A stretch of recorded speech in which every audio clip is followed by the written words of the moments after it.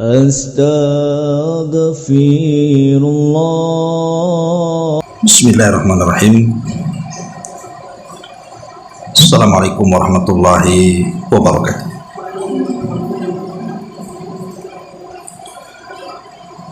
Alhamdulillah wassalatu wassalamu ala rasulillah wa ala alihi wa sahbihi wa mawalah wa la hawla wa la quwata illa billahi wa ba'd. Alhamdulillah, di siang hari ini kita bisa duduk untuk bertalabul ilmi, dan kita masih membahas Siratul Mustafa alaihi salatu wassalam, manusia terbaik yang Allah subhanahu wa ta'ala utus ke permukaan bumi sebagai nabi dan juga rasul. Dan kita masuk pada bab tentang nasab Nabi sallallahu alaihi wa ala alihi wasallam. Siapakah Nabi kita, Nabi besar Muhammad sallallahu alaihi wasallam ini?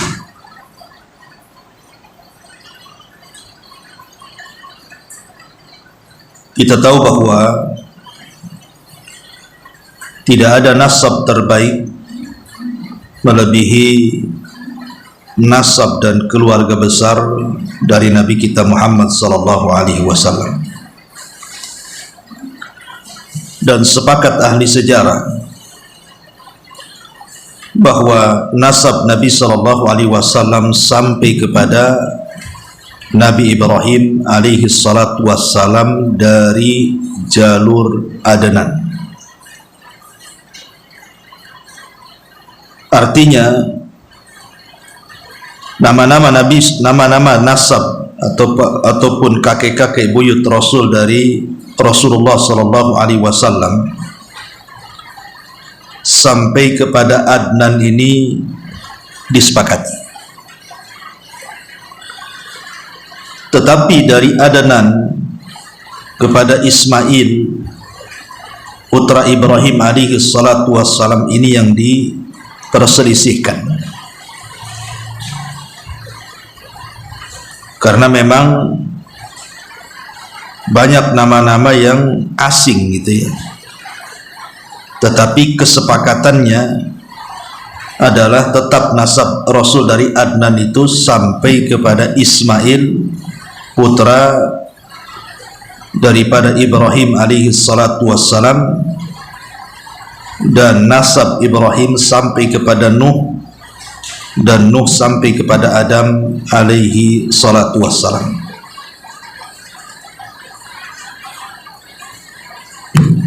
Tentu ini nasab yang dibanggakan oleh Quraisy. Makanya Nabi Ibrahim itu menjadi rebutan seluruh agama. Yahudi mengatakan bahwa Ibrahim itu nabi mereka. Nasrani juga sama, termasuk orang-orang Arab, orang-orang jahiliyah sekalipun mereka berbangga dengan Nabi Ibrahim alaihi salatu wassalam. Tetapi kebanggaan itu dibantah oleh Allah. Dan Allah katakan, maka Ibrahimu Yahudiyan wala Nasraniyan walakin kana hanifan musliman wa ma kana minal musyrikin. Ibrahim itu bukan seorang Yahudi, Ibrahim itu bukan seorang Nasrani, juga bukan orang musyrik. Dia adalah orang yang hanif, yang lurus mentauhidkan Allah Azza wa Jalla, dan bukan seorang musyrik. Jadi yang berhak menasabkan kepada Nabi Allah Ibrahim alaihi salatu wassalam adalah umat Islam yang mereka mentauhidkan Allah subhanahu wa ta'ala. Nah, di sini pengarang menyebutkan tentang nasab dan keluarga besar Nabi sallallahu alaihi wasallam. Mungkin kalau kita baca kitabnya terlampau panjang, nanti ibu bisa baca sendiri. Tetapi dari kakek buyut Nabi SAW yang mu'alif sebutkan di sini, dari keluarga besar Nabi SAW diawali dari Hashim. Kata beliau di sini, sebagaimana telah kita singgung bahwa Hashimlah orang yang bertindak sebagai penanggung jawab atau penyedia air minum atau disebut dengan siqaya, dan penyediaan makan atau disebut rifada untuk jemaah haji dari keluarga Bani Abdi Manaf. Ketika terjadi kompromi antara Bani Abdi Manaf dan Bani Abduddar dalam masalah pembagian wewenang antara kedua belah pihak. Jadi Hashim dikenal sebagai orang yang hidup berkecukupan, bahkan bangsawan besar. Dialah orang yang pertama kali menyediakan makanan yang paling mewah di kalangan mereka kepada para jemaah haji di Mekah.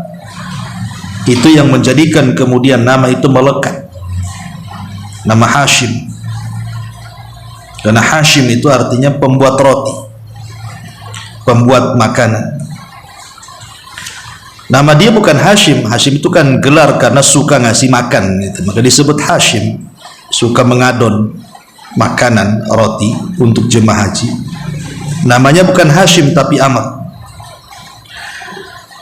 Adapun kenapa dikatakan Hashim, hal ini karena pekerjaannya yang meremuk-remuk roti.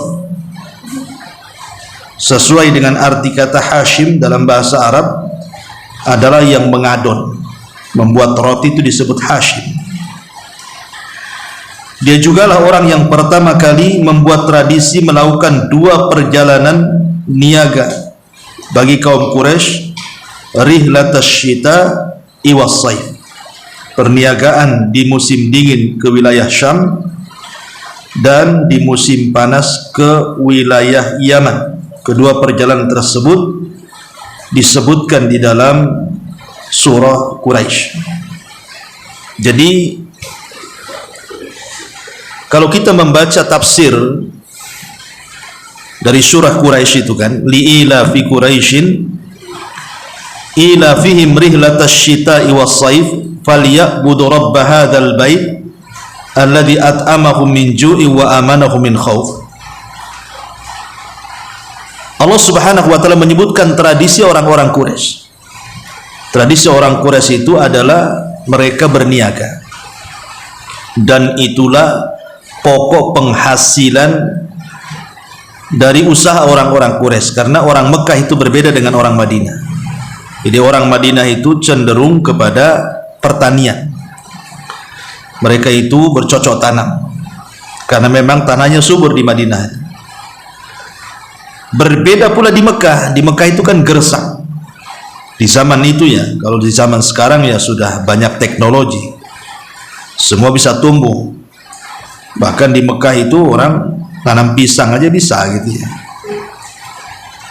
Bahkan buah-buahan yang ada di negeri kita aja bisa ditanam di sana.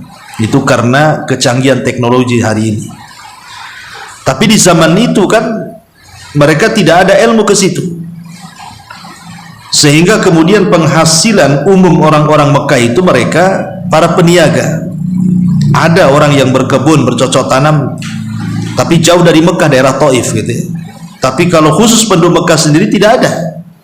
Mereka adalah para peniaga. Makanya wajar kalau seandainya orang-orang Mekah di zaman itu mereka ahli berniaga.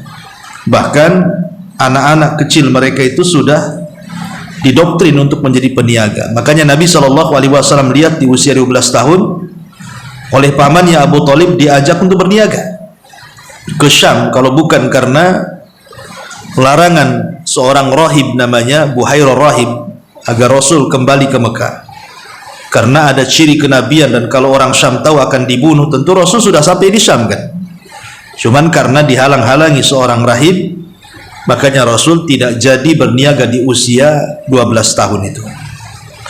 Tapi di sini menunjukkan bahwa orang-orang Mekah tradisi mereka atau usaha mereka itu berniaga. Makanya kemudian Allah Subhanahu wa taala sebutkan dalam surah Quraisy itu bagaimana mereka punya perjalanan yang disebut dengan rihlatash syita'i was-saif tadi. Kalau di musim panas mereka ke Yaman, tapi kalau di musim dingin mereka ke Syam. Kenapa? Karena kalau di musim dingin kan mereka tidak kepanasan. Mereka bisa melaksanakan perjalanan yang jauh sampai ke Syam. Tapi kalau di musim panas kan berjalan di padang pasir itu cukup melelahkan dengan panas teriknya matahari, makanya diambil rute yang terdekat ke Yaman. Cuman buruknya perniagaan orang-orang Quraisy ini, mereka disertakan dengan tatoyur, itu masalahnya yang dilarang dalam Islam kan. Jadi orang-orang kebiasaan orang-orang Quraisy ini kalau mereka hendak berniaga entah ke Syam entah ke Yaman, selalu mereka menerbangkan burung. Jadi burung itu diterbangkan, kalau kemudian mengarah ke Syam maka mereka tidak akan jadi berangkat walaupun mereka mengarah ke Yaman. Apalagi kalau tujuannya ke Syam, burungnya pula mengarah ke Syam, makin tak jadi. Makanya mereka menyebut Syam, disebut Syam itu dari tasya'um. Sya'um itu artinya kesialan. Makanya mereka menyebut Syam, negeri yang membawa kesialan. Jadi kalau burungnya mengarah ke Syam, tidak jadi itu orang tuh. Itulah yang disebut dengan tatoyur dalam bahasa tauhid. Yang Nabi SAW larang, tidak boleh kita tatoyur.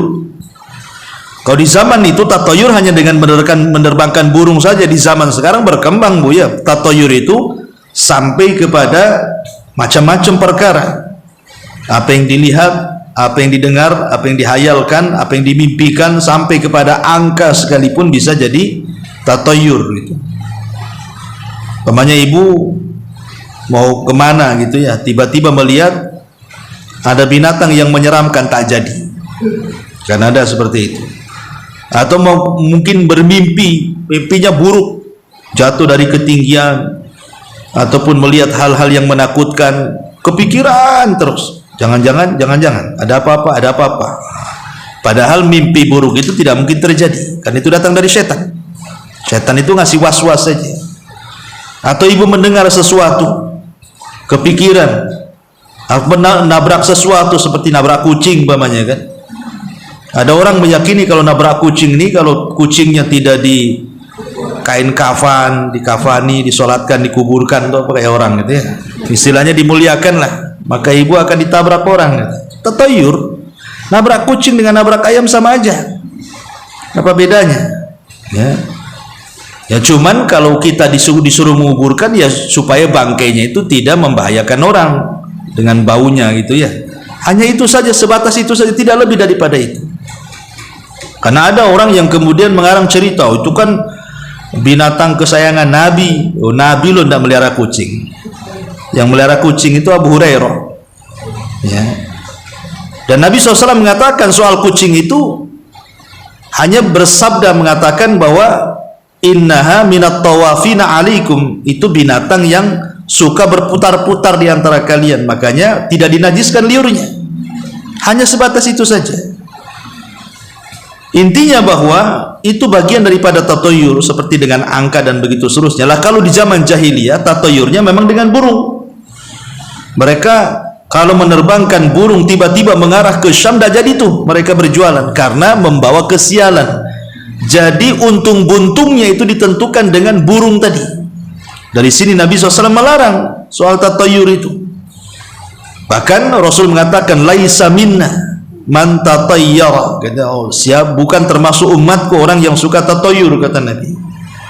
Itulah jeleknya orang-orang jahiliyah, karena memang tidak sampai tauhid kepada mereka. Tapi setelah kemudian sampai tauhid kepada mereka, mereka sudah tidak perlu dengan tatoyur, kecuali orang-orang yang masih di atas kesyirikan. Lah yang pertama kali menurut ahli sejarah, yang pertama kali memperbaiki ekonomi orang-orang Arab itu adalah Hashim ini. Hashim lah yang kemudian mencetuskan 2 perjalanan jauh dalam berniaga dan membawa keuntungan bagi orang-orang Quraisy dengan keuntungan yang besar. Dibuatlah rihlah ke Yaman dan rihlah ke Syam. Dalam bahasa Quran disebut rihlatash syita'i was-saif. perjalanan di musim panas dan di musim dingin. Inilah diantara kebaikannya Hashim, kakek buyut Nabi SAW. Juga Hashim diterkenal sebagai orang baik, karena Allah Subhanahu wa Ta'ala berikan kekayaan yang luas kepada Hashim ini. Makanya dengan kedermawanannya, Hashim ini menjadi orang yang memuliakan orang yang datang ke Mekah untuk haji. Jadi siapapun yang datang ke Mekah untuk haji dimuliakan sama Hashim ini. Ditanggung makanannya, ditanggung minumannya selama mereka ibadah haji. Tentu haji ala jahiliyah ya tentunya kan. Sebab Hashim ini kan hidup di masa kekosongan Nabi, di mana ajaran sebelumnya sudah hilang, ajaran yang akan datang kan belum muncul. Jadi hajinya pun ala jahiliyah. Tetapi Hashim ini dikenal Hashim karena dia suka memberikan makanan, karena kalimat Hashama dalam bahasa Arab itu artinya mengaduk-ngaduk ya. Jadi orang yang mengaduk-ngaduk roti itu disebut Hasham. Orang yang mengaduk disebut Hashim, isim fa'il. Makanya kemudian dikenal kedermawanannya Hashim ini. Jadi dari sini kita tahu bahwa kakek buyut Rasul namanya Hashim ini ya dikenal dengan dua perkara. Pertama, memuliakan jemaah haji dan memberi minum atau disebut dengan rifada dan siqaya. Dan yang kedua, yang mencetuskan perniagaan orang-orang Quraisy Mekah ke dua tempat, Yaman dan juga Syam. Ini kakek buyut Nabi SAW yang namanya Hashim.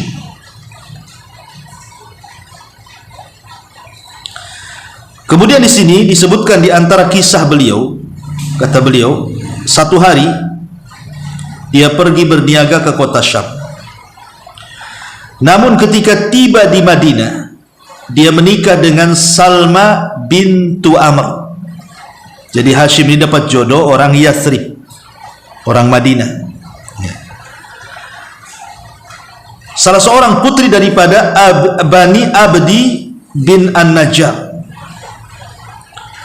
Kemudian dia tinggal bersama istrinya untuk beberapa waktu.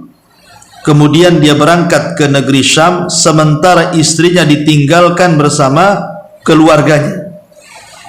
Dan Allah takdirkan ketika itu istrinya sedang mengandung Abdul Muthalib. Hashim akhirnya meninggal di Gaza, Palestina, yang ma'ruf, salah satu kawasan di Palestina. Kemudian istrinya yang bernama Salma ini melahirkan putranya bernama Abdul Muthalib pada tahun 497 Masehi. Belum ada Hijriah, masih pakai Masehi kan. Ibunya menamakan Syaibah, yang berarti uban, karena ketika melahirkan aneh gitu, karena rambutnya putih semua. Maka kemudian diberi nama Syaibah karena tumbuhnya uban di kepalanya. Kemudian Salma mendidik anaknya di rumah ayahnya Amr di Yathrib, sedangkan keluarganya yang di Mekah tidak ada seorang pun dari mereka yang mengetahui perihal dirinya. Hashim mempunyai 4 orang putra dan 5 orang putri. Keempat putranya tersebut adalah Asad, kemudian Abu Saifi, Nahdah, dan Abdul Muthalib. Sedangkan kelima putrinya adalah Ashifa, Khalidah, Daifah, Ruqayyah, dan Al-Jannah. Taib. Jadi begini Bu, kita tahu bahwa Hashim ini putra daripada Abdi Manaf. Jadi Abdi Manaf ini kan punya 4 putra, di antaranya Hashim, kemudian Abdus Syamsi, Naufal, dan Muthalib. Itu paman-pamannya paman-pamannya kakek buyutnya Nabi SAW semuanya. Lah Hashim ini Allah Subhanahu wa Ta'ala takdirkan jodohnya dapat orang Yathrib, orang Madinah, namanya Salma. Lah ketika Allah Subhanahu wa Ta'ala takdirkan baru saja dia menikah kemudian hamil, Hashim ini safar ke Syam untuk berniaga, tapi di Gaza dia sakit kemudian meninggal. Lah Salma ini melahirkan anak yang aneh karena masih bayi sudah beruban. Makanya kemudian diberi nama Syaibah. Syaibah itu maksudnya rambut yang beruban. Lah di antara pamannya Syaibah itu ada namanya Muttalib. Kan ada namanya Muttalib, Naufal dan Abdul Syamsi. Dan mereka tinggal di Mekah. Jadi karena iba dengan Syaibah ini, akhirnya paman-pamannya ini ingin merawat Syaibah. Karena kasihan Salma ini hidup tidak di atas kecukupan, artinya miskin. Makanya kemudian salah satu pamannya namanya Muttalib ini datang ke Yathrib, ke Madinah untuk mengambil Syaibah ini untuk dirawat di Mekah. Ketika kemudian Muttalib ini pamannya mengambil Syaibah, keponakannya, untuk dirawat di Mekah. Sesampainya di Mekah, orang-orang Mekah menyangka bahwa Muttalib ini membeli budak dari Madinah. Jadi Syaibah itu dianggap budak, padahal ponakannya. Sejak itulah kemudian Syaibah disebut Abdul Muttalib. Abdu itu artinya hamba. Muttalib ya hambanya Muttalib. Disangkanya itu budaknya Muttalib, padahal ponakannya. Namanya Syaibah. Karena orang Mekah menyangka bahwa Muttalib membeli budak dari Madinah, maka orang-orang pun menyebut Syaibah ini bukan Syaibah, bukan Syaibatul Hamdi, tetapi Abdul Muttalib. Itulah penamaan kenapa disebut Abdul Muttalib. Namanya Syaibah, ya, Syaibatul Hamdi. Ya, Muttalib ini pamannya dan dia adalah ponakannya. Karena orang-orang Mekah menganggap bahwa Muttalib ini membeli budak, maka sejak itulah yang masyhur namanya bukan Syaibatul Hamdi tetapi justru Abdul Muttalib. Ini kakek buyut Nabi SAW, Abdul Muttalib. Taib, ini kita masuk kepada Abdul Muttalib. Dari pembahasan yang telah lalu, kata beliau pengarang di sini, kita telah mengetahui bahwa tanggung jawab atas penanganan Shiqoyah dan Rifadah sepeninggal Hashim diserahkan kepada saudaranya yang bernama Al-Muttalib Ibn Abdi Manaf. Dia adalah salah seorang bangsawan yang disegani dan memiliki karisma di kalangan kaumnya. Orang-orang Quraisy menjulukinya dengan Al-Fayyad karena kedermawanannya. Sebab makna kata Al-Fayyad adalah orang yang dermawan ataupun murah hati. Ketika Syaibah alias Abdul Muttalib menginjak usia 7 tahun atau 8 tahun, Al-Muttalib pamannya mendengar berita tentang dirinya, lantas pergi mencarinya. Ketika bertemu dan melihatnya, berlinanglah air mata Al-Muttalib, lalu anak tersebut dipeluk erat-erat dan dinaikkan ke atas tunggangannya untuk dibonceng. Namun keponakannya itu menolak hingga diizinkan dahulu oleh ibunya. Pamannya Al-Muttalib ini kemudian memintanya agar merelakannya keponakannya tersebut pergi bersamanya, tetapi ibunya menolak permintaan tersebut. Lantas Al-Muttalib pun mengatakan, sesungguhnya dia akan berangkat menuju tahta ayahnya Hashim. Jadi Muttalib menjelaskan Hashim ini pemimpin Arab, biarkan dia pergi ke Mekah karena dia akan meneruskan kepemimpinan ayahnya, gitu maksudnya, menuju tanah haram. Barulah kemudian ibunya mengizinkan. Lah kemudian Al-Muttalib membawa ke Mekah dengan memboncengnya di atas unta. Melihat hal itu orang-orang berteriak, ini budaknya Muttalib. Maksudnya mereka mengira yang dibawa Al-Muttalib bukan keponakannya tapi budaknya. Jadi Muttalib membeli budak di Madinah. Muttalib pun memotong sembari berkata, celakalah kalian, dia adalah anak saudaraku Hashim. Abdul Muttalib akhirnya tinggal bersama pamannya hingga tumbuh dan menginjak dewasa. Selanjutnya Muttalib meninggal di Ramdan atau Radman, sebuah kawasan di Yaman, dan kekuasaannya kemudian beralih kepada keponakannya Abdul Muttalib. Dia menggariskan kebijakan terhadap kaumnya persis seperti yang digariskan oleh nenek moyang mereka terdahulu, akan tetapi dia mendapatkan kedudukan dan martabat di hati kaumnya yang belum pernah dicapai oleh para leluhur sebelumnya. Dia dicintai oleh mereka dan wibawanya di hati mereka semakin besar. Jadi di sini kita tahu bahwa tadi saya sudah singgung bahwa kenapa disebut Abdul Muttalib, karena orang-orang Mekah menganggap bahwa Abdul Muthalib itu hambanya Muthalib, padahal namanya Syaibah Al-Hamdi. Ini kesimpulan apa dikatakan mu'alif di sini. Kemudian kata beliau, ketika Muthalib meninggal dunia, Naufal menyerobot dan merampas mahkota kekuasaan keponakannya tersebut. Karena itu dia lantas meminta pertolongan kepada para pemuka Quraisy untuk membantunya melawan sang paman. Namun mereka menolak sembari berkata, kami tidak akan mencampuri urusanmu dengan pamanmu. Akhirnya dia menulis beberapa untaian syair kepada paman-pamannya dari pihak ibunya, Bani Najjar, guna memohon bantuan mereka. Pamannya Abu Sa'ad bin Abdi bersama 80 orang pasukan penunggang kuda kemudian berangkat menuju Mekah dan singgah di Al-Batha, sebuah tempat di kota Mekah. Dia disambut oleh Abdul Muthalib yang langsung bertutur kepada mereka, silahkan mampir ke rumah dulu, wahai paman-pamanku. Pamannya menjawab, demi Allah aku tidak akan mampir hingga bertemu dengan Naufal. Lantas dia mendatanginya dan mencegatnya ketika itu sedang duduk-duduk di dekat Hijr Ismail bersama para sesepuh Quraisy. Kemudian Abu Sa'ad, paman dari pihak ibu ini, langsung menghunus pedangnya seraya mengancam, demi Rabb rumah ini, maksudnya Ka'bah, jika engkau tidak mengembalikan kekuasaan kepada keponakanku, maksudnya Abdul Muthalib, maka aku akan menancapkan pedang ini ke tubuhmu. Naufal berkata, kalau begitu aku serahkan kembali kepadanya. Ucapan ini disaksikan oleh para sesepuh Quraisy. Kemudian barulah dia mampir ke rumah Abdul Muthalib dan tinggal di sana selama 3 hari. Selama di sana dia melakukan umrah, tentunya ala Quraisy dahulu sebelum kedatangan Islam. Kemudian mereka baru pulang ke Madinah. Artinya, ya namanya kekuasaan memang seperti itu. Ya, kekuasaan itu tidak akan pernah puas kan itu ya. Memang dari dulu rebutan kekuasaan itu sudah berlaku. Lah di antara kakek buyut Nabi SAW juga sama gitu ya.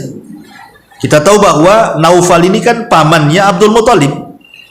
Saya katakan tadi Abdul Muthalib punya 3 paman, Naufal, kemudian Muthalib, kemudian Abdul Syamsi. Nah, kemudian ayahnya Hashim kan gitu ya. Lah Hashim meninggal ayahnya. Kemudian Muthalib meninggal sehingga pamannya tinggal 2 kan?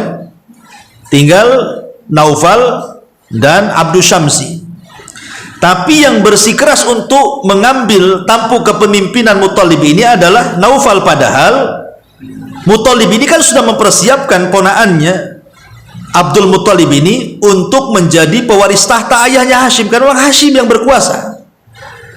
Jadi Muthalib itu tidak merampas gitu ya, hanya ingin menggantikan sementara sampai kemudian Abdul Muthalib jadi dewasa, kemudian tampuk kepemimpinan Arab diserahkan kepada dia. Tapi Allah takdirkan Muthalib meninggal, justru kemudian diserobot oleh Naufal. Makanya ketika kemudian sudah dewasa nih Abdul Muthalib tidak terima, maka dia meminta bantuan kepada paman-paman ibunya untuk merebut kembali tahta kekuasaannya. Maka sejak itulah kemudian Abdul Muthalib disepakati menjadi pemimpin Arab. Dan ingat bahwa Quraisy ini kan banyak kabilahnya, Bu. Orang-orang Quraisy ini kan banyak kabilah. Yang paling besar itu adalah kabilah Bani Hashim dan kabilah Bani Mahzum. Kabilah Bani Mahzum itu maksudnya kabilahnya Abu Jahal. Ya. Abu Jahal ini kan dari kabilah Bani Mahzum. Tapi kalau keluarga Nabi dari kabilah Bani Hashim. Ini kabilah yang paling kuat di Quraisy. Adapun yang lain kecil-kecil. Lah biasanya 2 kabilah ini yang selalu bertarung untuk menjadi pemimpin Arab. Ya, jadi kandidatnya itu biasanya dari 2 kabilah ini saja. Kalau tidak dari Bani Hashim, dari Bani Mahzum. Lah kebetulan yang menjadi pemimpin ketika itu dari Bani Hashim. Ya, yang memang memegang tampuk kepemimpinan Arab gitu ya. Tapi setelah kemudian Abdul Muthalib meninggal, maka Bani Hashim tidak berkuasa, yang berkuasa Bani Mahzum. Lah Abu Jahal itulah terpilih menjadi pemimpin Arab menggantikan Abdul Muthalib ya. Lah tetapi dari sisi Bani Hashim ini, dari seluruh pemimpin-pemimpin Arab yang memiliki wibawa dan karisma di tengah-tengah bangsa Arab adalah Abdul Muthalib. Dan itu tidak didapati oleh kakek buyutnya. Ya tentu karena karismanya yang luar biasa, kemudian kepiawaian dalam memimpin, makanya wajar kalau kemudian Abdul Muttalib memiliki pengaruh di hati orang-orang Quraisy saat itu. Makanya kepemimpinan Abdul Muttalib itu langgeng sampai meninggalnya beliau. Apalagi kalau kita melihat Abdul Muttalib sendiri dalam sejarah itu adalah penemu air Zam-Zam. Kan air Zam-Zam itu sudah terkubur lama kan? Sudah terkubur lama sekali, karena ketika kabilah di zaman Nabi Ismail alaihi salatu wassalam, kan ada kabilah Khuza'ah namanya. Kabilah Khuza'ah ini menyerang kabilahnya istri daripada Ismail. Khuza'ah ini. Kemudian kalahlah kemudian kabilahnya Ismail ini. Jadi kabilah istri Ismail ini yang berkuasa di Arab kala itu kalah oleh kabilah Khuza'ah. Lah karena takut Khuza'ah itu mengambil alih Zam-Zam, akhirnya kemudian dikuburlah oleh kabilah dari istri Ismail ini supaya jangan direbut. Sejak itulah Zam-Zam hilang karena dikubur masalahnya, ya. Dan itu tidak diketemukan lagi tuh berabad-abad sampai kepada zaman Abdul Muttalib. Lah Abdul Muttalib ini ya tentu kan namanya penguasa Arab tuh berganti-ganti. Awalnya Jurhum itu kan kabilah dari istrinya Ismail, itu Jurhum. Kemudian Jurhum tumbang, Khuza'ah berkuasa. Kemudian Khuza'ah tumbang, Quraisy berkuasa, kan begitu ya? Itu memang saling berganti. Lah di antara Quraisy inilah yang paling berpengaruh adalah penguasa Abdul Muttalib. Ini berpengaruh sekali. Apalagi kemudian di zaman inilah ditemukan Zam-Zam. Jadi Abdul Muttalib itu bermimpi. Kemudian dia ikuti alur mimpinya. Rupanya mimpi itu membawa ke arah ditemukannya Zam-Zam. Lah kita tahu bahwa air di zaman itu kan sangat sulit, Bu. Jadi ketika kemudian Abdul Muttalib mendapatkan sumber air Zam-Zam itu kan jadi rebutan kabilah itu. Jadi rebutan kabilah. Sampai-sampai kemudian kabilah-kabilah itu hampir berperang untuk mengambil alih air Zam-Zam, padahal Abdul Muttalib yang menemukannya kan. Walaupun akhirnya juga diserahkan kepada Abdul Muttalib kan dengan kisah yang panjang. Tapi yang jelas bahwa dialah penemu Zam-Zam setelah terkubur dan dikubur oleh kabilah Jurhum karena kekalahan di tangan Khuza'ah ketika itu, takut diambil alih ekonominya. Inilah yang menjadikan kemudian Abdul Muttalib itu melejit namanya. Karena dengan Zam-Zam itu akhirnya menjadi ekonomi tersendiri bagi orang-orang Quraisy kan itu. Mereka tidak susah dengan air Zam-Zam itu. Lah ketika kemudian Abdul Muttalib sudah sepuh, dia berpikir, ini kalau saya mati katanya, kemudian yang mempertahankan Zam-Zam ini dari turunannya tidak banyak, tentu akan terjadi perang.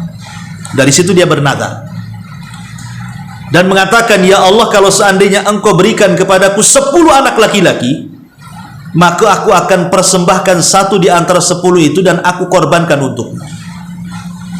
Akhirnya kemudian dia bernazar. Betul, ketika dia bernazar, Allah pula kabulkan nazarnya. Dia kemudian mendapatkan 10 putra. Di antaranya Al-Harith, disebutkan di sini Al-Harith, kemudian Zubair, Abu Talib, Abdullah, Hamzah, Abu Lahab, Al-Ghaidak, Al-Muqawwam, kemudian Safar dan juga Al-Abbas. Inilah 10 putra Abdul Muttalib dari hasil nazar. Dia bernazar, kalau seandainya aku punya 10 anak laki-laki, karena dia takut dengan Zam-Zam masalahnya kan. Kalau seandainya dia meninggal, tidak ada lagi turunan yang menjaga air Zam-Zam, perang nanti orang-orang Arab itu. Makanya dia bernazar kan, dan bernazar kalau seandainya aku punya 10 anak laki-laki, aku korbankan salah satunya.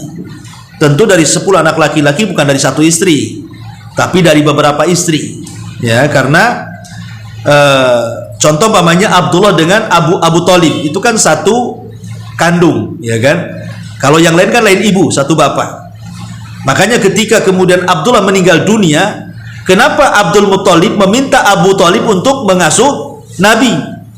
Kenapa? Karena ada kedekatan antara Abdullah dengan Abu Thalib, karena sama-sama satu ayah satu bapak, yang lain kan bukan. Ya, makanya itulah kemudian Abdul Muthalib berwasiat kepada Abu Thalib suruh merawat Nabi sepeninggal dirinya. Jadi setelah kemudian punya anak 10, Abdul Muthalib ini, dan mereka sudah besar-besar, lupa dengan nazarnya. Kalau dia sudah bernazar itu lupa dia, manusiawi lupa kan itu, apalagi anaknya sudah besar-besar. Tiba-tiba diingatkan, Abdul Muthalib, dulu kan kau sudah nazar, kalau Allah berikan anak 10 kau korbankan 1. Baru dia ingat. Setelah diingatkan itulah akhirnya Abdul Muthalib ini akhirnya Qur'ah ini ya semacam arisan, dikocok, siapa namanya yang keluar berarti dia berhak untuk dikorbankan kan. Akhirnya setelah di Qur'ah diundi, rupanya yang keluar nama Abdullah ya. Kemudian orang-orang mengatakan, dari semua putra Abdul Muthalib ini, Abdullah ini kan kesayangan orang Quraisy. Sama lah umpamanya ibu punya anak 10, pasti dari 10 anak itu kan ada yang ibu sayangi, entah akhlaknya, entah tampannya, entah baiknya, kan begitu. Abdullah ini pula anak kesayangan Abdul Muthalib dan anak yang dicintai orang-orang Quraisy. Sehingga orang-orang mengatakan, sebaiknya kau datanglah ke dukun, katanya. Di zaman itu kan masih datang ke dukun, kan belum ada Islam, ya, ke peramal gitu. Mungkin ada solusi. Janganlah kemudian putramu Abdullah menjadi penyembelihan korban. Maka Abdul Muthalib datang ke seorang peramal. Kemudian seorang peramal ini memberikan solusi. Caranya apa? Kamu pasang 10 unta, ya, kemudian pasang dengan Abdullah. Jadi kau catat 2 kertas, 1 kurban dengan 10 ekor unta, yang satunya Abdullah. Kau kocok siapa yang keluar. Kalau yang keluar 10 ekor unta, berarti 10 ekor unta itu selamatlah anakmu Abdullah. Akhirnya dikocok lagi, keluar pula Abdullah lagi. Coba bayangkan. Akhirnya datang dia lagi ke dukun, kata dukun, pasang lagi 10 ekor unta, katanya. Dipasang lagi 10 ekor unta, dikocok lagi, yang keluar Abdullah lagi, sampai 10 kali. 10 kali kocok, 10 pula kali Abdullah yang keluar. Artinya kan sudah masang berapa? 100 ekor unta tuh. Ya, dia harus keluarkan 100 ekor unta kan. Lah di 100 ekor unta itulah baru nama Abdullah tidak keluar, dan yang keluar nama unta.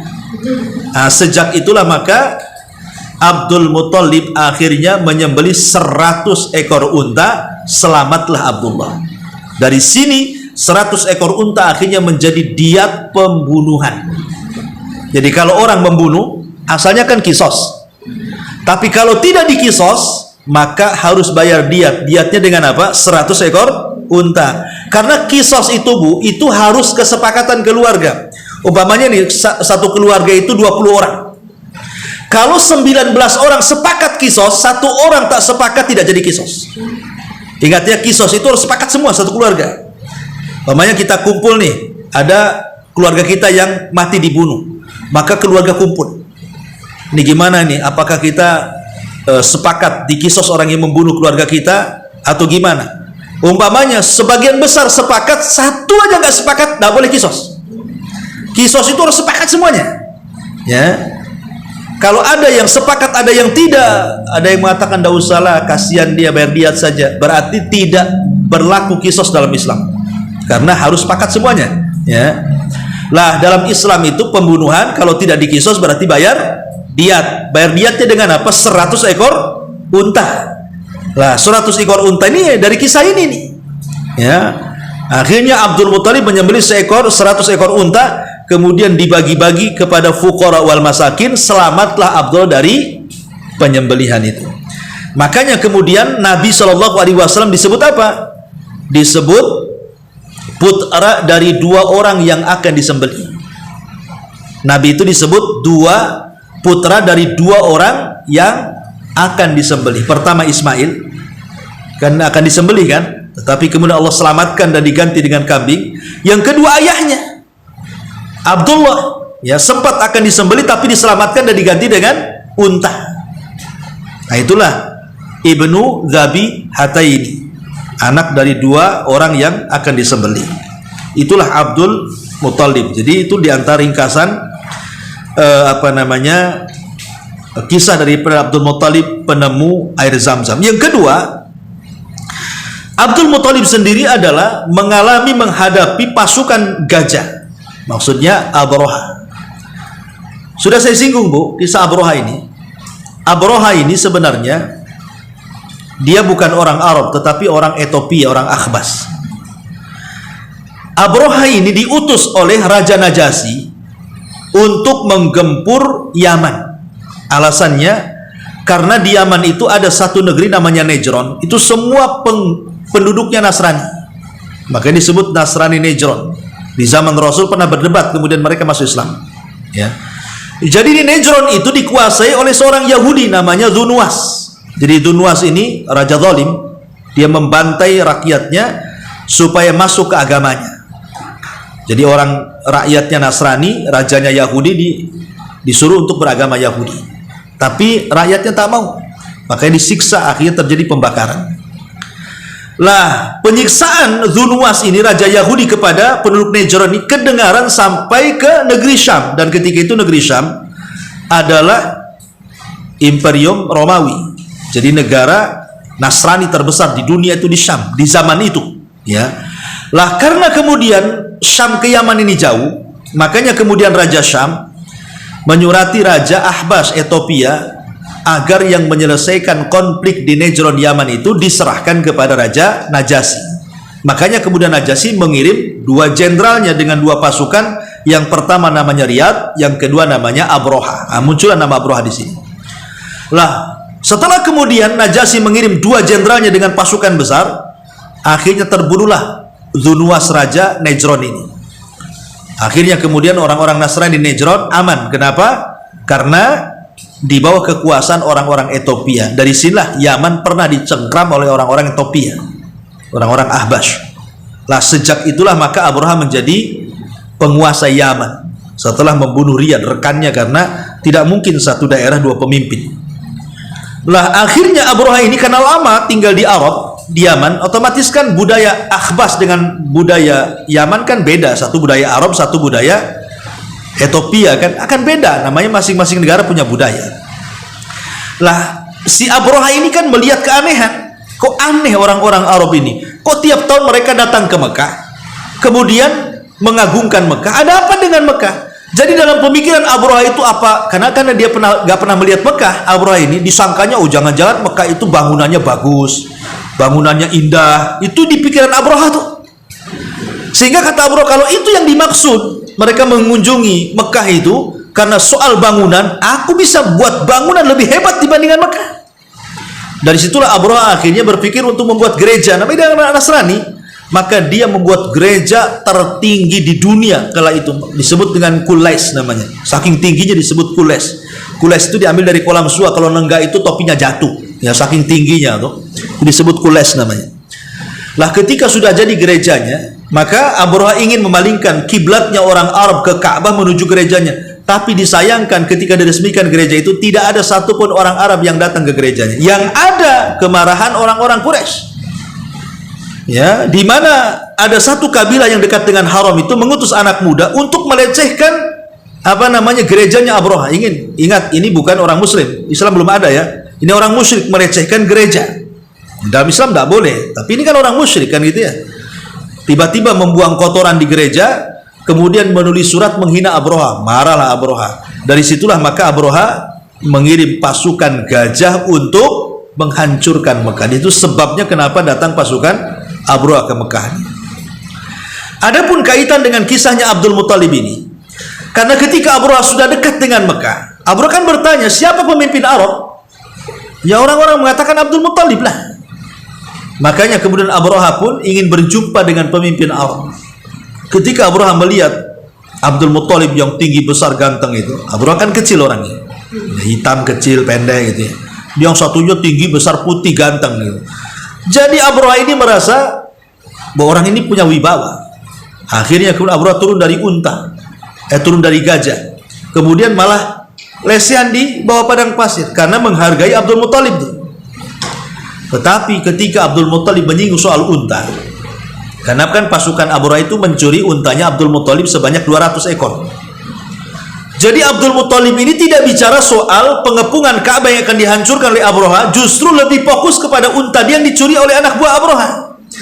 Makanya Abraha ini marah, seolah-olah mengatakan, "Hei Abdul Muttalib, aneh kamu ini. Aku datang loh untuk menghancurkan rumah yang kau muliakan, Ka'bah itu. Kau pula datang bicara soal unta," katanya. Jadi wibawanya turun di mata Abraha. Tetapi Abraha ini bagaimanapun dia bukan jahat sekali, tidak. Ada sisi baiknya. Dibalikan lagi juga untanya tuh. Yang 200 ekor unta itu dikembalikan. Dan Abdul Muttalib membuat satu pertanyaan yang dicatat oleh orang Arab sampai hari ini dikenal tuh pernyataannya. Apa kata Abdul Muttalib kepada Abraha? Abraha, kenapa aku meminta untaku? Karena aku pemiliknya. Adapun kau mau menyerang Ka'bah, silahkan, karena Ka'bah itu punya pemilik sendiri. Rabbun yahmi, Rabb yang akan melindunginya. Nggak ada ikut campur aku dengan Ka'bah, katanya. Ya. Makanya kemudian Abraha pun menyerahkan 200 ekor untanya, kemudian Abdul Muttalib pergi. Tetapi ingat bahwa disitulah kejelekan orang-orang musyrik. Orang musyrik ini kalau mereka lagi susah payah, maka mereka akan berdoa dengan tauhid mereka kepada Allah. Tapi kalau mereka lagi senang, mereka menyekutukan Allah. Jadi ketika terjadi penyerangan itu, Abdul Muttalib ini sempat datang ke Ka'bah dan berdoa kepada Allah Subhanahu wa taala untuk dilindungi dan dilindungi orang-orang sekitarnya. Itulah yang difirmankan dalam Al-Qur'an, wa idza raqibu fil fulki da'awullaha mukhlishina lahuddin falamma najjahum idahum musyrikun. Ya. Apabila mereka berada di tengah-tengah lautan, di atas bahtera dan gelombang menghanyut-hanyutkan bahtera itu, maka mereka akan berdoa dengan ikhlas kepada Allah. Tapi kalau mereka diselamatkan ke daratan, mereka melakukan kesyirikan lagi. Nah, itulah tradisinya orang-orang jahiliyah. Kalau lagi genting, berdoanya betul-betul mentauhidkan Allah. Datang ke Ka'bah dia. Tapi kalau lebih senang nggak datang ke Ka'bah, datangnya ke Lata, ke Uzza, ke Manat, kan itu ya. Tapi masih mending kalau orang dulu melakukan kesyirikan waktu susah saja, waktu senang melakukan syirik. Tapi di zaman sekarang susah senang tetap saja syirikan, gitu ya. Susah datang ke dukun, sudah kaya lebih banyak lagi dukunnya, kan? Artinya bahwa Abdul Muttalib sempat berdoa kepada Allah. Dari sinilah kemudian terjadi peristiwa besar yang disebut dengan perang gajah, yang kemudian Allah gambarkan dalam Al-Quran dalam surah Tufil. Allah azab pasukan Abraha dengan burung laut yang disebut dengan ababil. Nah, ini juga kisah penyerangan Abraha dengan membawa 60.000 pasukan untuk menyerang Ka'bah ini juga pernah dihadapi oleh seorang Abdul Muttalib, kakek Nabi sallallahu alaihi wasallam. Ini dua sosok ini sangat penting dalam sejarah Nabi, Hashim dan Abdul Muttalib. Kemudian ayahandanya Abdullah, ayahanda Nabi sallallahu alaihi wasallam. Wallahu alam.